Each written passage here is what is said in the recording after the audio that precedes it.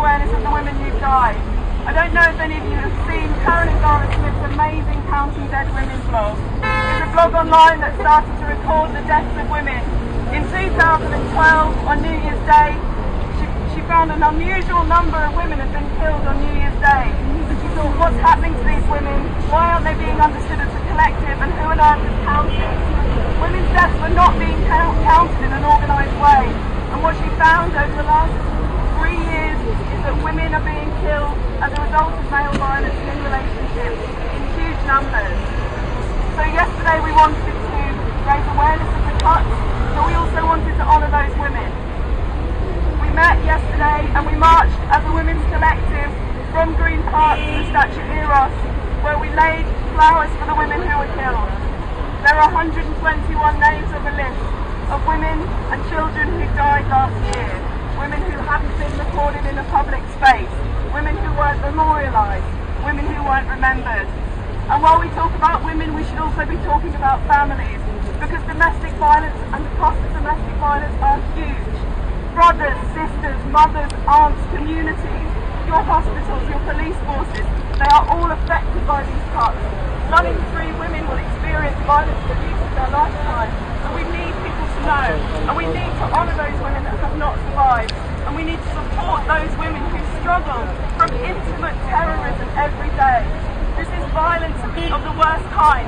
It's control of the mind, it's decimation of the self, and we need to support these women. So once we'd honoured those women, we left the space of Eros and we made some fucking noise. Yeah! From Eros, we brought the road. Non-gender-specific, green person. The little green person helped us block that road, and women held hands and we took that space, and we danced and we shouted and we celebrated each other.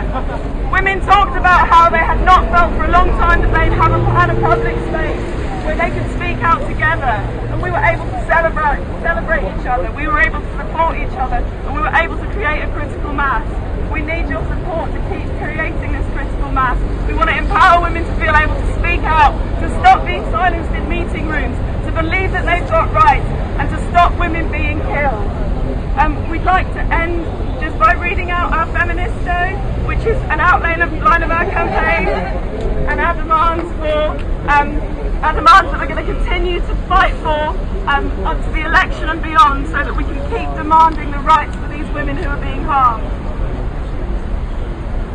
We are sisters uncapped. We stand united with all self-defining women who live under the threat of domestic violence and those who experience violence in their daily lives.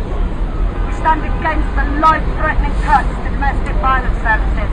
We stand against austerity. In the UK, 2 women a week on average are killed at the hands of a partner or an ex-partner. The cuts make it harder for women to leave dangerous relationships and to live safely. Safety is not a privilege. Access to justice cannot become a luxury.